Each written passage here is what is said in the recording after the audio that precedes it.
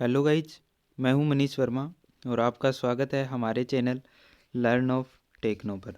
Dear friend, आज की जो ये वीडियो रहेगी ये रहेगी हमारी फिटर, टर्नर, मशीनिस्ट यानी कि मैकेनिकल ट्रेड की ट्रेड थ्योरी से संबंधित क्लासेज रहेगी।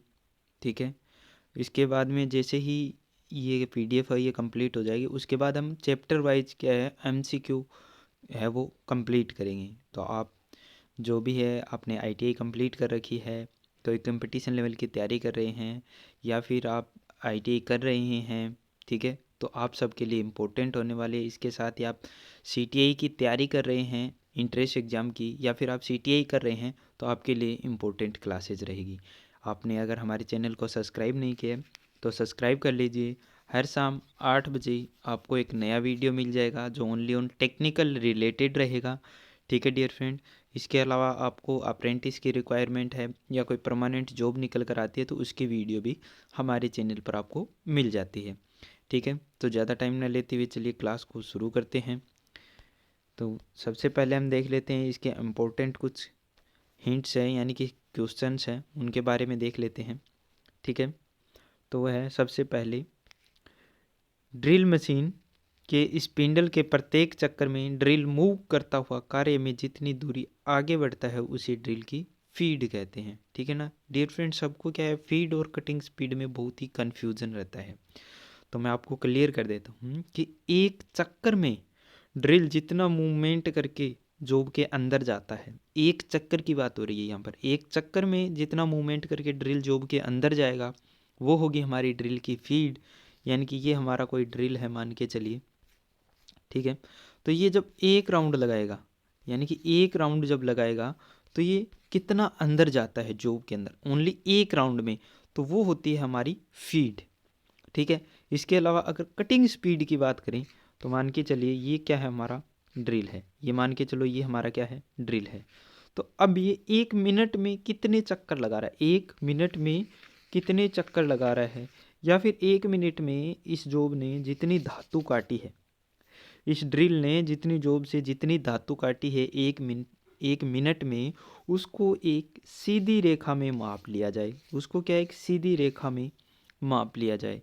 ठीक है, तो वो होती है हमारी क्या कटिंग स्पीड, कि एक मिनट में कितने चक्कर लगा रही है, जिन चक्करों के द्वारा धातु काट रही है उसको अगर एक सीधी रेखा में माप लें तो वो होगी कटिंग स्पीड। और फीड होगी एक चक्कर में, ओनली एक चक्कर में ड्रिल हमारा धातु के अंदर कितना प्रवेश करता है, तो वो क्या हो जाता है हमारा कटिंग सॉरी फीड हो जाता है। ठीक है, तो अब आगे से कंफ्यूज नहीं होना। ठीक है, नेक्स्ट है, कास्ट आयरन की हेक्साइंग करने के लिए सूखी हवा का प्रयोग है वो कूलेंट के रूप में किया जाता है। यानी कास्ट आयरन का जब हम यूज़ कोई भी ऑपरेशन कर रहे हैं उस पर, कास्ट आयरन पर हेक्साइंग ही नहीं, कोई भी ऑपरेशन यानी कि उस पर मशीनिंग कर रहे हैं, तो क्या करेंगे हम शुष्क एयर यानी कि सूखी हवा का यूज है वो करते हैं हम। अब सूखी हवा का यूज क्यों करते हैं, क्योंकि कास्ट आयरन होता है ये सेल्फ लुब्रिकेटिंग होता है। ठीक है, इसके अलावा अगर इसमें हम सोल्यूबल ऑयल वगैरह यूज करेंगे तो ये क्या करेगा, कास्ट आयरन के कणों के साथ में मिलकर वहाँ पर क्या कर लेगा, एक बॉन्ड का निर्माण कर लेगा, जिससे क्या हमारी सरफेस है वो रफ बनेगी, ड्रिल हमारा टूट सकता है या भी जो भी हमारा कटिंग टूल है वो टूट सकता है। ठीक है, तो इसलिए जब भी हम कास्ट आयरन का यूज़ करते हैं, कोई भी ऑपरेशन करते हैं कास्ट आयरन पर, तो वहाँ पर हम शुष्क एयर का यूज़ करते हैं, यानी सूखी हवा का प्रयोग है वो करते हैं। ठीक है, इसके अलावा जब एल्यूमिनियम पर हम ऑपरेशन करते हैं तो वहाँ पर मिट्टी का तेल यूज़ करते हैं। ठीक है, जिसको क्या है केरोसिन बोला जाता है। ठीक है, उसके अलावा अगर हम बात करें कि जैसे कास्ट आयरन है, वैसे ही अगर हम ब्रास की बात करें तो वहाँ पर भी क्या है सूखी हवा का यूज है वो करते हैं। उसके अलावा जैसे माइल्ड स्टील है, कार्बन स्टील है, तो उनके लिए फिर हम क्या करते हैं सोल्यूबल ऑयल वगैरह यूज कर लेते हैं। ठीक है, तो वो क्या है अलग अलग मेटल के लिए हम कूलेंट भी अलग अलग यूज करते हैं। तो कास्ट आयरन की बात आए तो वहाँ पर हम शुष्क एयर का ही यूज करते हैं। ठीक है, नेक्स्ट क्वेश्चन की अगर बात करें तो नेक्स्ट क्वेश्चन है, अंडरग्राउंड टेलीफोन व पावर केबल को कोरोजन से संचारण देने के लिए लेड का प्रयोग वो किया जाता है। लेड का प्रयोग अब कैसे करते हैं, तो जैसे आपने देखा होगा कि अंडरग्राउंड जैसे कोई ज़मीन के अंदर से कोई लाइन वगैरह जाती है, पावर केबल वगैरह या टेलीफोन की लाइन जाती है, तो वो क्या है कि वहाँ पर वो रासायनिक क्रिया ना कर सके, यानी कि क्या है वहाँ पर क्या होगी, नमी वगैरह रहेगी मिट्टी के अंदर, तो उसके साथ में मिलकर रासायनिक क्रिया ना करे, तो इसके लिए लेड की परत चढ़ाई जाती है उनके ऊपर। ठीक है, यानी कि लेड से कोटेड किया जाता है, उनको कोटिंग की जाती है लेड की, ताकि क्या है उसको जंग वगैरह लगने से हम बचा सकें। ठीक है, नेक्स्ट क्वेश्चन की अगर हम बात करें तो नेक्स्ट क्वेश्चन में क्या दिया हुआ है, तो नेक्स्ट में हमारा दिया हुआ है कि 0 से 25 मिलीमीटर वाले डेप्थ माइक्रोमीटर की जीरो चेकिंग है वो सरफेस प्लेट पर की जाती है। 0 से 25 मिलीमीटर वाले डेप्थ माइक्रोमीटर की जीरो चेकिंग है वो सरफेस प्लेट पर कैसे करते हैं, तो माइक्रोमीटर को हम क्या करेंगे, पहले पूर्ण रूप से बंद कर लेंगे। ठीक है, हमारा इस टाइप से क्या रहता है, माइक्रोमीटर रहता है थोड़ा, ठीक है, इस टाइप से रहता है। अब इसमें क्या है, यहाँ पर हमारा क्या है, स्पिंडल निकल कर आता है। ठीक है, तो अब इसमें क्या है कि इसको क्या कर लेंगे, यहाँ से पूर्ण रूप से पहले बंद कर लेंगे, इसको क्या कर लेंगे, पूरा बंद कर लेंगे। ठीक है, उसके बाद में क्या करेंगे, जैसे मान के चलिए ये हमारी क्या है, सरफेस प्लेट है, तो इसके ऊपर इसको रख लिया। ठीक है, अब इसके बाद में इसको खोलना शुरू करेंगे, तो अब वहाँ तक खोलेंगे जहाँ तक ये सरफेस प्लेट के टच हो जाए। अगर सरफेस प्लेट के ये जीरो पर टच हो रहा है तो यानी कि हमारे क्या है, इसमें जीरो एरर है वो नहीं है। अगर डेप्थ माइक्रोमीटर है वो कम या ज़्यादा रह रहा है तो उसमें क्या है, फिर हम जीरो एरर इसकी चेक कर लेते हैं। अगर ज़्यादा खुल के आ रहा है तो उसमें नेगेटिव एरर रहेगी, पीछे जा रहा है तो पॉजिटिव एरर रहेगी। ये सब चीज़ें हम माइक्रोमीटर में भी डिटेल से पढ़ चुके हैं। और जैसे हम अभी नेक्स्ट क्या है, नेक्स्ट पीडीएफ से जब हम शुरू करेंगे तो वहाँ पर हम चैप्टर वाइज एमसीक्यू शुरू करेंगे, तो वहाँ पर मैं इन सब चीज़ों को आपको डिटेल से क्लियर कर दूंगा। ठीक है डियर फ्रेंड, नेक्स्ट अगर हम बात करें तो नेक्स्ट क्वेश्चन है हमारा, सॉफ्ट सोल्डर का गलनांक है वो 183 डिग्री सेंटीग्रेड से 255 डिग्री सेंटीग्रेड के बीच होता है। यानी कि सॉफ्ट सोल्डर है वो सोल्डर होता है और हार्ड सोल्डर है उसको ब्रेजिंग के नाम से भी हम जानते हैं। ठीक है, नॉर्मली आपको क्वेश्चन आएगा कि सोल्डरिंग का गलनांक कितना रहता है या कितने तक करते हैं, तो 450 डिग्री सेंटीग्रेड से कम टेम्परेचर पर क्या है, सोल्डरिंग की जाती है, 450 डिग्री सेंटीग्रेड से कम टेम्परेचर पर। और अगर बात करें ब्रेजिंग की तो वो होता है 450 डिग्री सेंटीग्रेड से अधिक पर। ठीक है डियर फ्रेंड, 450 डिग्री सेंटीग्रेड से अधिक तापमान पर हम हार्ड सोल्डरिंग करते हैं और 450 डिग्री सेंटीग्रेड से कम टेम्परेचर पर हम क्या करते हैं, सॉफ्ट सोल्डरिंग है वो करते हैं। ठीक है, तो आपको क्लियर हो गया होगा सॉफ्ट सोल्डरिंग और हार्ड सोल्डरिंग का बहुत बार क्वेश्चन आता है, तो कंफ्यूज नहीं होना है। सॉफ्ट सोल्डरिंग है वो 450 डिग्री सेंटीग्रेड से कम टेम्परेचर पर और हार्ड सोल्डरिंग है वो 450 डिग्री सेंटीग्रेड से अधिक टेम्परेचर पर किया जाता है। नेक्स्ट इसमें क्या दिया हुआ है, प्लास्टिक की ड्रिलिंग करने के लिए कंप्रेस्ड एयर का प्रयोग वो क्लैंट के रूप में किया जाता है। अब यहाँ पर कंप्रेस्ड एयर क्यों दिया है, तो कंप्रेस्ड एयर इसलिए दिया है कि जैसे हम प्लास्टिक की ड्रिलिंग करेंगे तो प्लास्टिक क्या होता है, हल्का फुल्का होता है, तो वो क्या ज़्यादा हीट भी उत्पन्न नहीं करता है। और वहाँ पर कंप्रेस्ड एयर देंगे तो प्लास्टिक के जो बारीक बारीक जो कण निकल कर आए हैं, चिप्स जो टूटे हैं वहाँ से ड्रिलिंग के द्वारा, तो वो क्या होगा, एयर के साथ में बाहर निकल जाएंगे, आसानी से दूर तक उछल जाएंगे, छटक जाएंगे। ठीक है, तो इसलिए यहाँ पर कंप्रेस्ड एयर का यूज़ करते हैं।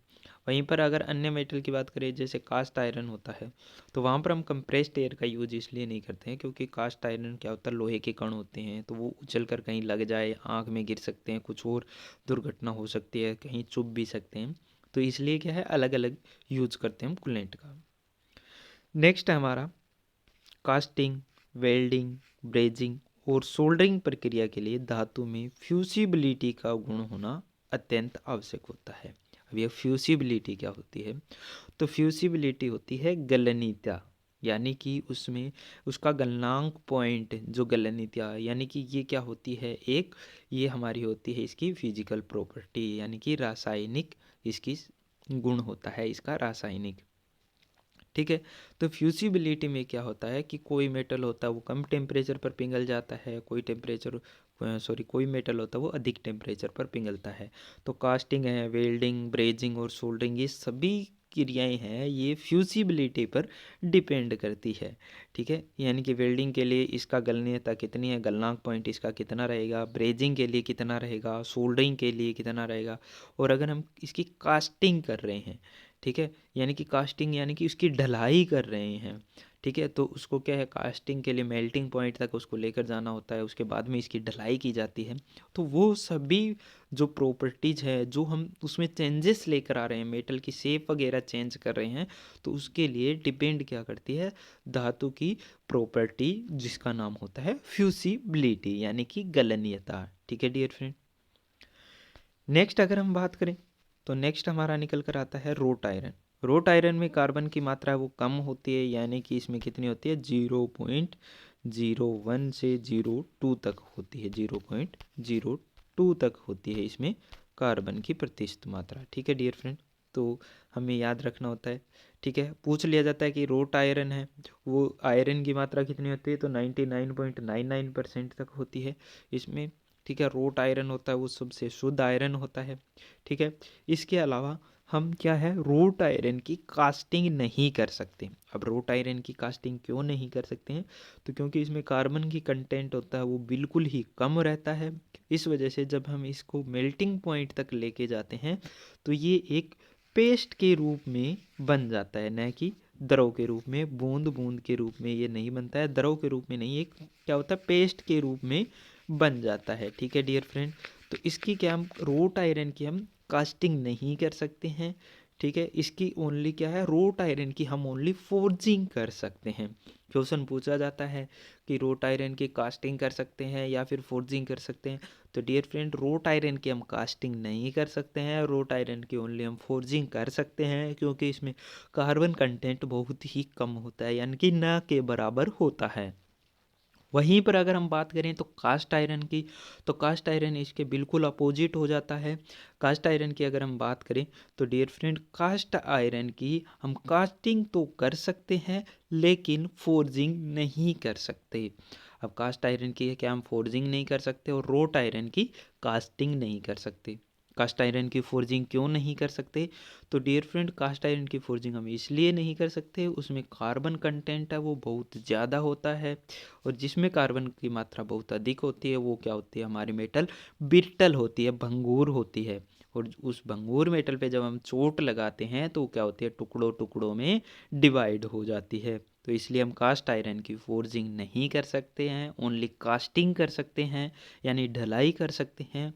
और रोट आयरन की हम क्या है, कास्टिंग नहीं कर सकते यानी कि ढलाई नहीं कर सकते, ओनली फोर्जिंग कर सकते हैं।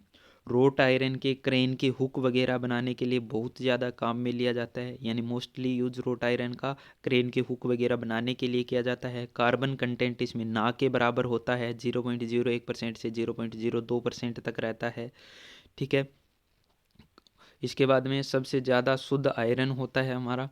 ठीक है, यही क्वेश्चन है वो इससे बनकर आते हैं। ठीक है, नेक्स्ट अगर हम बात करें तो क्या है, सॉफ्ट सोल्डरिंग। सॉफ्ट सोल्डरिंग को की कंपोजिशन में लेड और टिन होता है, यानी कि लेड और टिन को मिलाकर क्या बनाते हैं, हम सॉफ्ट सोल्डर बनाते हैं। ठीक है, तो सोल्डर है वो पूछ लिया जाता है कि सोल्डर है वो किससे बनाया जाता है, तो लेड और टिन से मिलाकर बनाया जाता है। ठीक है, नेक्स्ट हम बात करें फ्यूसिबिलिटी, धातु का भौतिक गुण है यानी कि फिजिकल प्रॉपर्टी है, ये मैं आपको पहले ही क्लियर कर चुका हूँ। फ्यूसिबिलिटी यानी कि गलनीयता, यानी कि उसमें गलनांक कितना है। ठीक है, नेक्स्ट क्वेश्चन है हमारा, सॉकेट हेड स्क्रू को स्थान देने के लिए काउंटर बोरिंग की जाती है। अब ये एक काउंटर बोरिंग होता है, एक काउंटर सिंकिंग होता है, एक बोरिंग भी होता है डियर फ्रेंड। तो इन सभी चीज़ों को मैं आपको क्लियर कर देता हूँ। तो सबसे पहले हम बात करते हैं काउंटर बोरिंग की। सबसे पहले किसकी बात करते हैं हम, काउंटर बोरिंग की। तो काउंटर बोरिंग क्या है कि मान के चलिए ये हमारा कोई पार्ट है। ठीक है, ये इसका क्या है, क्रॉस सेक्शन है, यानी कि इसको हमने क्या कर दिया, यहाँ से काट के क्रॉस सेक्शन किया हुआ है। अब ये क्या, हमने पहले से यहाँ पर ड्रिल होल कर रखा है, पहले से हमने क्या कर रखा है, इसमें ड्रिल होल किया हुआ है। तो अब काउंटर बोरिंग क्या होगा, काउंटर बोरिंग में जो हमने पहले से ड्रिल होल कर रखा है, ठीक है, मैं थोड़ा सा इसका कलर चेंज कर लेते हैं। पहले से जो हमने ड्रिल होल कर रखा है उसको क्या करेंगे, कुछ गहराई तक उसके व्यास को बढ़ा देंगे। ठीक है, जैसे ये ग्रीन वाला है, यहाँ तक हमने क्या किया, इसके व्यास को इंक्रीज कर दिया। ठीक है, तो ये क्या कहलाएगा, जो ऊपर वाला ये जो भाग है इसमें क्या कर दिया हमने, काउंटर बोरिंग कर दी। ठीक है, यानी कि पहले से किए हुए ड्रिल होल के व्यास को या साइज को निश्चित गहराई तक बड़ा करना, ठीक है, व्यास को इंक्रीज करना कुछ गहराई तक। अगर हम इसको पूरी गहराई तक बड़ा कर देंगे, पूरी गहराई तक अगर हम इस पे व्यास को बढ़ा देंगे तो ये हो जाएगा हमारा बोरिंग, ठीक है, ये क्या हो जाएगा हमारा बोरिंग हो जाएगा। लेकिन यहाँ पर क्या बात चल रही है, काउंटर बोरिंग की बात चल रही है। तो डियर फ्रेंड, काउंटर बोरिंग में हम क्या करेंगे, ओनली कुछ गहराई तक ही इंक्रीज करेंगे, ठीक है। इसके बाद में बात आती है काउंटर सिंकिंग की। तो काउंटर सिंकिंग के लिए मैं आपको बता दूं, जैसे कि ये हमारा क्या है, पार्ट है, कोई क्रॉस सेक्शन एरिया इसका दर्शाया हुआ है, पहले से ड्रिल होल किया हुआ है। अब काउंटर सिंकिंग में क्या होगा, ठीक है, काउंटर बोरिंग और बोरिंग मैंने आपको क्लियर कर दिया। काउंटर सिंकिंग में क्या होगा कि जो हमारा पहले से किया हुआ ड्रिल होल है उसके किनारों को चैम्फर कर देना, उसके किनारों को क्या कर देना, चैम्फर कर देना, जिससे क्या है हमारा जो काउंटर संक हेड स्क्रू वगैरह है वो इसमें आसानी से उनको क्या मिल जाए, सीट मिल जाए, ठीक है। मैं एक बार दोबारा से क्लियर कर देता हूँ। अब जैसे कि मान के चलो ये हमारे क्या है, दोनों पार्ट हैं, ठीक है। अब इसको क्या कर दिया, थोड़ा सा चैम्फर कर दिया इधर से भी और इधर से, ठीक है। इसके बाद इसको ऐसा बना दिया, ठीक है। तो अब यहाँ पर क्या हम काउंटर संक हेड स्क्रू लगाएंगे तो इसको क्या होगी, सीट मिल जाएगी यहाँ तक, और ऊपर से सरफेस हमारी प्लेन बनी रहेगी, ठीक है। तो वो होता है हमारा काउंटर सिंकिंग, ठीक है। काउंटर बोरिंग, काउंटर सिंकिंग और बोरिंग आपको क्लियर हो गया होगा। तो आज की वीडियो में बस इतना ही, बाकी हम नेक्स्ट वीडियो में देखेंगे। वीडियो अच्छा लगता है तो ज़्यादा से ज़्यादा शेयर कर दीजिए। चैनल सब्सक्राइब नहीं किया है तो सब्सक्राइब कर लीजिए, और हर शाम 8 बजे आपको मिलता है एक नया वीडियो ओनली ऑन हमारे चैनल पर। Thank you, wish you all the best, जय हिंद, जय भारत।